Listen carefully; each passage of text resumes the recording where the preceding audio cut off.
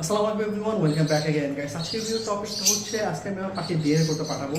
তো DNA sample কিভাবে collect করবেন, কোথায় পাঠাবেন, কিভাবে পাঠাবেন।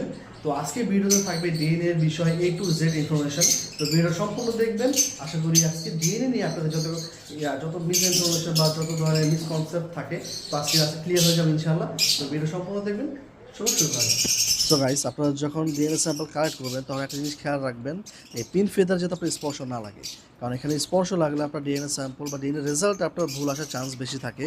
তো সেক্ষেত্রে আমরা রেকমেন্ডেড করবো যে আপনারা ডিএনএ স্যাম্পল কালেক্ট করে একটু কেয়ারফুলভাবে কালেক্ট করার চেষ্টা করবেন।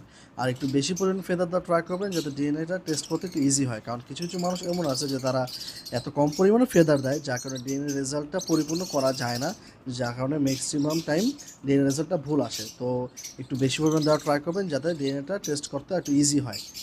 সো ডিএনএ কালেক্ট করার শেষে আপনারা পাখির রিং নাম্বারটা অবশ্যই চেক করে রাখবেন, যেটা মাস্ট ইম্পর্ট্যান্ট। আর পাখির প্যারেন্টস কি সেটাও অবশ্যই খেয়াল রাখবেন। দেন আপনার পাখির ডিএনএ স্যাম্পল কালেক্ট করার শেষে আপনার পাখির ইনফরমেশনটা নোট করবেন। এখানে আপনার এভিয়ারি নাম, আপনার নাম, রিং নাম্বার অ্যান্ড কোন মিউটেশনের পাখি দিচ্ছেন ওটা লিখবেন। এগুলো হলো মাস্ট ইম্পর্ট্যান্ট, যেটা আপনার নোট করতে হবে যাতে আপনার ডিএনএ রেজাল্ট যখন আসবে তখন যাতে প্রপার ইনফরমেশন সহ যাতে আপনি পান হাতে।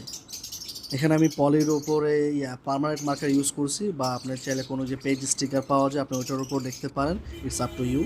সো আজকের ডিএনএটা যাচ্ছে সাধারণ পেজ সার্ভিস শপে, তাদের লিঙ্ক আমি কমেন্ট বক্সে দিয়ে দিব। তো সুন্দরবন কুরিয়ার সার্ভিস মাধ্যমে আমি পাঠাচ্ছি। আপনারা যখন সাবমিট করবেন খামের ভিতরে ডকুমেন্ট হিসাবে আপনারা সাবমিট করবেন।